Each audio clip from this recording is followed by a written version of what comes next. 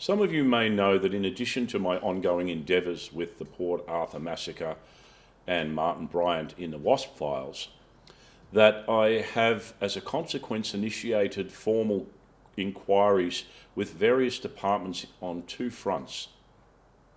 The first of these relates to some very disturbing claims that have come my way and on multiple credible reports that I have records of, that Martin Bryant's confession, which in essence was the only thing that put him in prison for consecutive life terms, was extracted under a deliberate, sustained and protracted campaign of torture whilst he was incarcerated at Risdon Prison by various prison guards.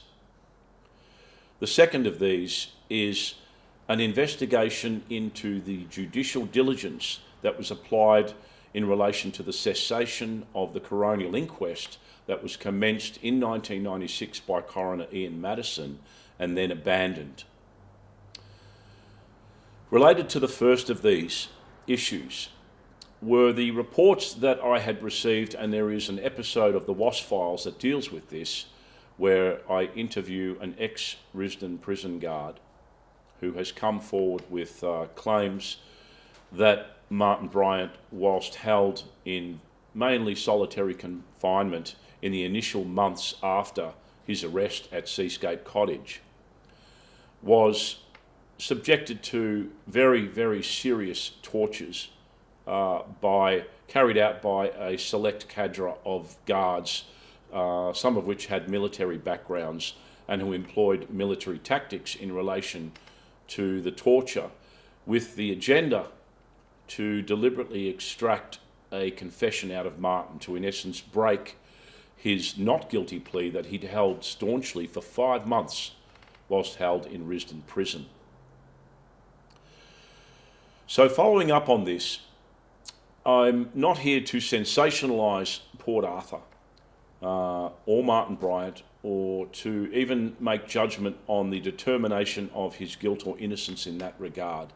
But once these reports had come my way, I had to consider the notion that the very aspect of him being in prison in the first place then comes into serious question.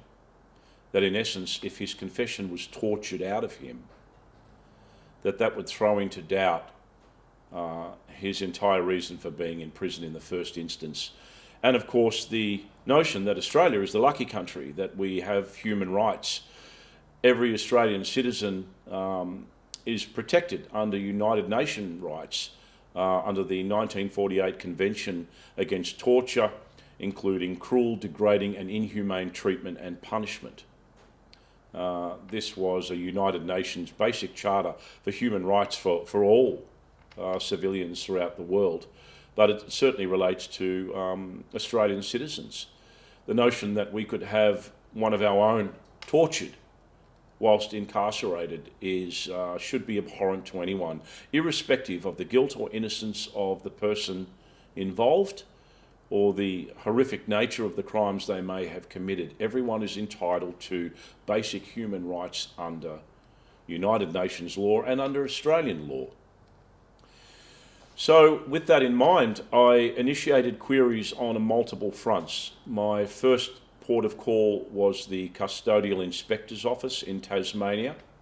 Their job is to investigate the running of the Risdon Prison, which is really the only prison in Tasmania, and to ensure that the basic human rights, including mental and physical health of the inmates, are being met, that facilities are adequate, that in essence the management and running of the prison is conducted to a satisfactory degree.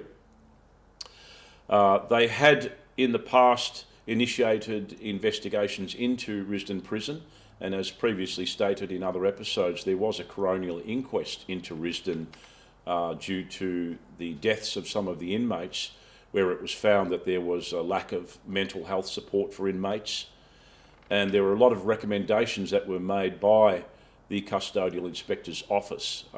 My understanding was there was 147 recommendations made to improve the services of that prison, and that only 17 of those had been met. Since then, of course, the prison has tried to upgrade its facilities, including a mental health support unit in which Martin Bryant is held. However, I found that the department basically then communicated that I had to forward my queries on to the Tasmanian Correctional Primary Health Services Department, which operates the health and mental well-being of the inmates. So I forwarded an official letter on to that department, to the manager. This was in early July of this year. It related to a number of issues related to Martin Bryant. One of these was, of course, the serious notion of him being tortured on various fronts and in various circumstances over his years of incarceration. And the second was recent reports that had surfaced in the media that Martin Bryant's weight had ballooned to a fairly dangerous level where he was required to sleep on 3 mattresses. And given the fact that he was on medication, there was some concern as to whether or not he might expire as a result of serious physical health problems associated with that weight gain. Part of the letter that I sent to the Primary Health Services illustrated a similar tragic circumstance where there was an inmate that had been put into a prison system in Victoria who went in with a weight of 87 kilos and had expired once his weight had ballooned to 199 kilos, causing his death. There was a coronial inquest into that inmate's demise, and I felt that that was relevant to communicate to the Tasmanian Correctional Primary Health Services so that they were aware there was a correlation between obesity and ill health and the deaths of inmates, and that they had a responsibility. I didn't hear anything back for months. So I followed up with multiple calls to reception, who passed on my messages supposedly to the managers, and I didn't receive any response there. I eventually emailed one of the managers whose names I'd managed to obtain, and finally received a response. And once again, as expected, I was given, in essence, a very brusque and dismissive brush off that I had no authority to firstly request that there be an urgent evaluation of Martin's health, including his dietary requirements, access to exercise facilities within the prison, access to sunlight, mental health support, reviews of his medication. And that, secondly, there was no authority for me whatsoever to request that an investigation be convened by that department to ensure that over the years there hadn't been some very serious mistreatment, including the torture. In essence, I was told that I had no authority to request that, and I was referred that if I had any complaints to refer on to the Health Ombudsman of Tasmania. As expected, I thought that might be the case, so I initiated further queries with a number of departments. Firstly was the Tasmanian Ombudsman themselves, detailing my concerns and issues.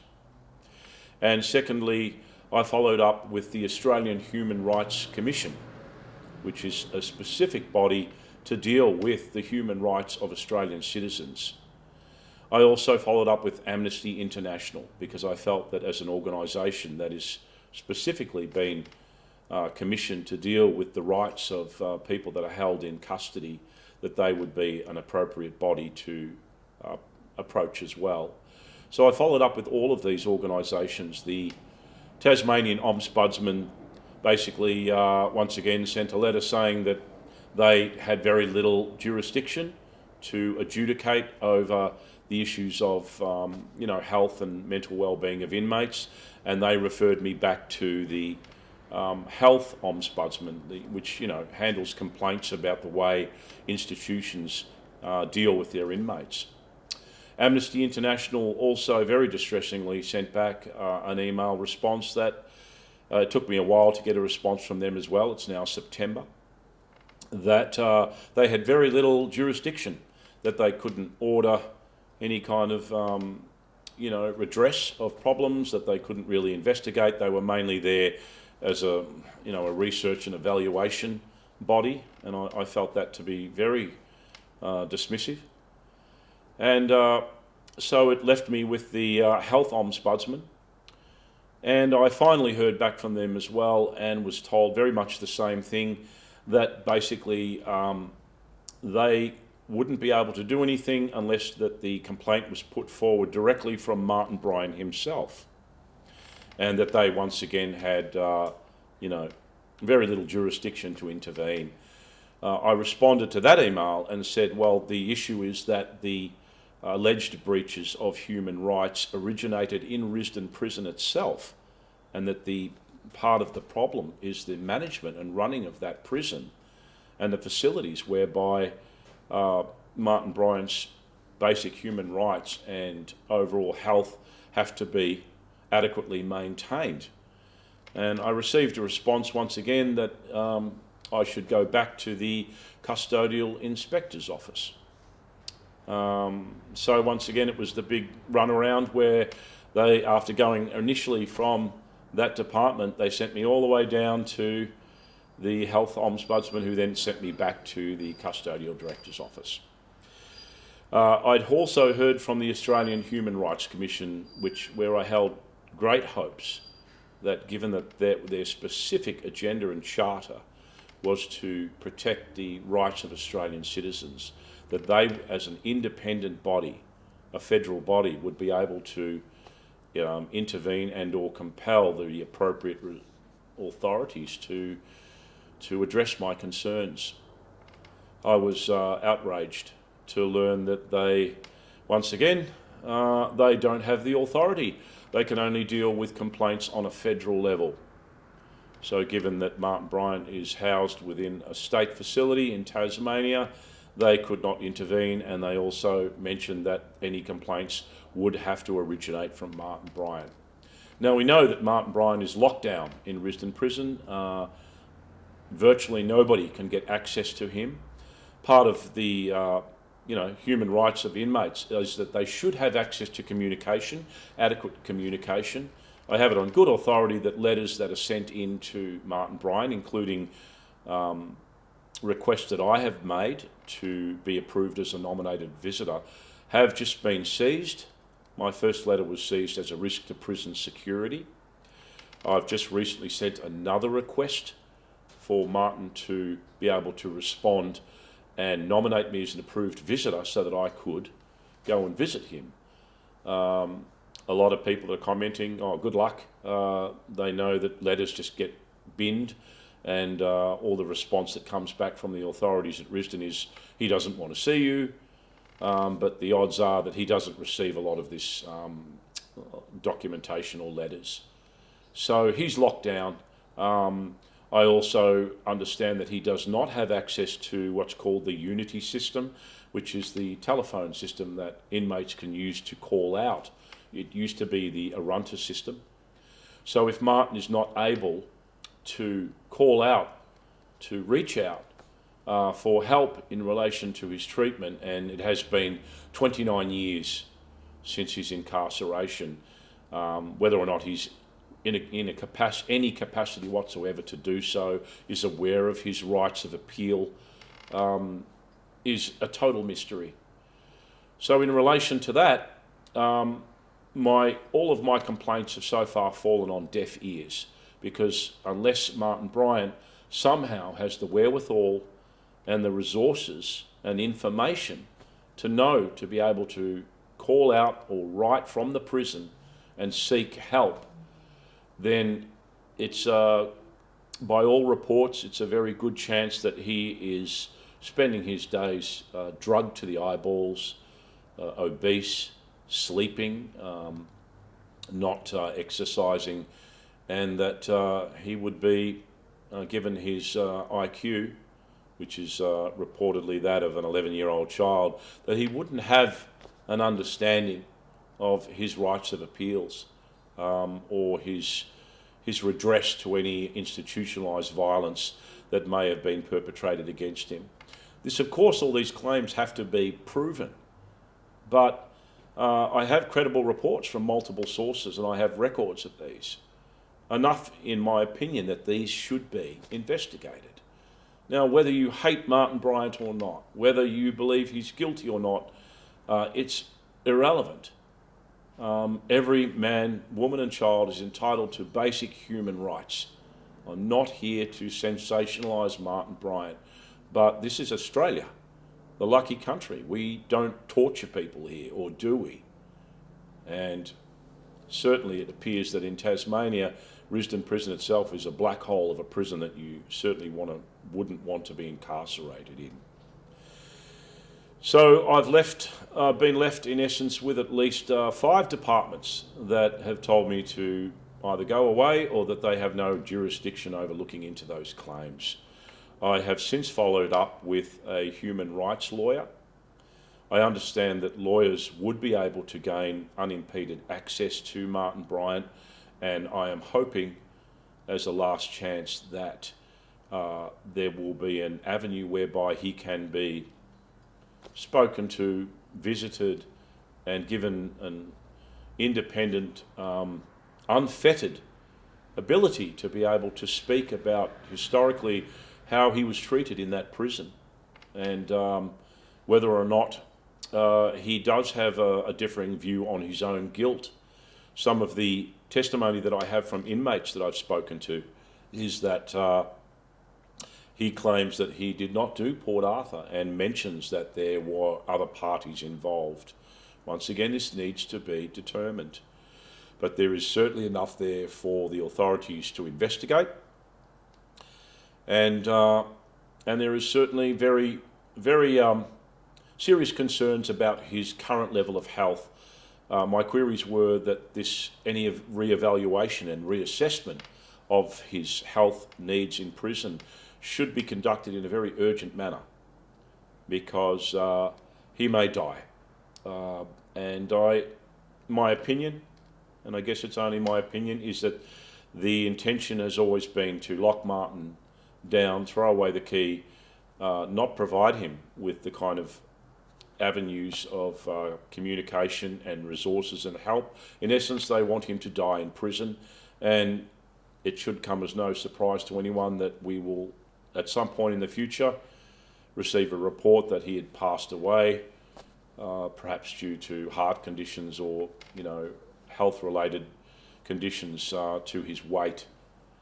And if that's the case, my intention is that I will do everything in my power to convene a coronial inquest into his death and to investigate the actions or inactions of the departments whose responsibility is to maintain the health and well-being of their inmates. I have communicated this to those departments, so I can only hope.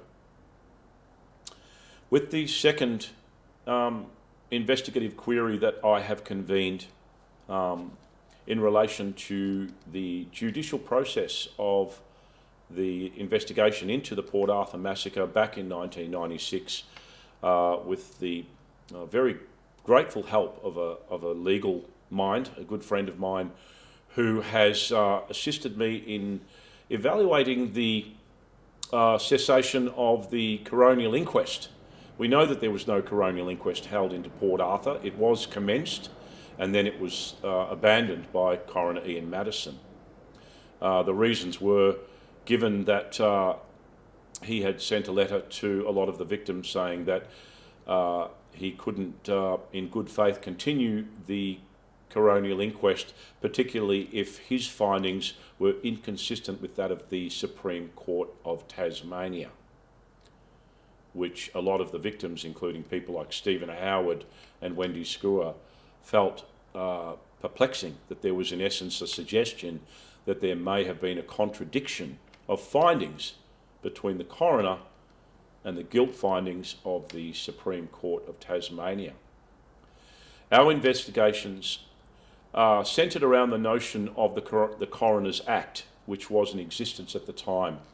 At the time, it was the 1957 Coroners Act, and it was amended just after Martin Bryant was sentenced in 1996 to change the parameters of the reasons whereby a coroner could conduct their responsibilities and abandon a coronial inquest if required.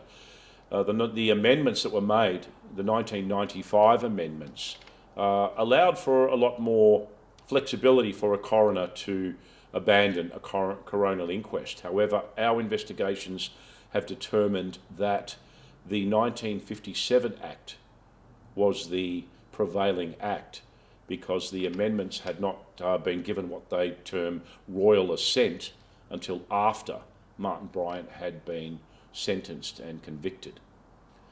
If that was the case, the coroner had very specific requirements that had to be put in place within a specific time period to be able to close off on a coronial inquest. Our research and evaluation seems to suggest that this was not carried out. So I have followed up with multiple queries to the Department of Justice and to the relevant members of Parliament in Tasmania to determine whether or not Coroner Ian Maddison acted in good faith and completed all of the required processes to be able to then justify abandoning the coronial inquest that he had commenced in 1996. I'm yet to hear back from the Department of Justice, but they are at least investigating our claims. So in essence, to summarise, we have a situation where there appears to be some very serious lapses in judicial process, and also what's most disturbing and should be very disturbing to most people is the appearance, at least, that there is very little protection for Australian citizens if their rights are seriously abused, particularly in the case of incarceration and mistreatment or torture. That is of great concern. And I know there are people out there that will say, it's Martin Bryant, rot in jail and he deserves all he gets and that is justice. But we have to consider the notion that if that can happen to Martin Bryant, that it could theoretically happen to anybody. I would imagine there are many other prisoners all over Australia whose rights may not be being met, who may have died in custody. This certainly occurred in Risdon Prison with some of the coronial inquests that were held into that facility, where inmates had passed away and died. And I just felt that before anyone makes that kind of judgment and believes that that is harsh justice, that they should consider the notion that what if it was them, or a loved one, or a child who was in essence thrown in jail without trial, without inquest or commission, who had disadvantaged mental faculties, and who then possibly was tortured and had a confession tortured out of him. That would they still think that that was justice, or would they scream to the high heavens and call for that? This is Australia, it's not North Korea, and we are supposed to uphold the values of transparency, accountability, honesty, and the protection of every Australian man, woman and child. I will keep fighting. I'm not here as a crusader, I'm not here as an activist, I'm not here to try and free Martin Bryant. I am simply looking into some very credible reports that have come my way that things weren't done properly, and that Martin Bryant's treatment, if true, was some of the most severe claims of torture that I have become privy to for an Australian citizen. I will keep all of you informed, and hopefully at some point I may be able to gain access to speak to Martin himself, or somebody of a legal matter might be able to do so to ascertain the veracity of these claims.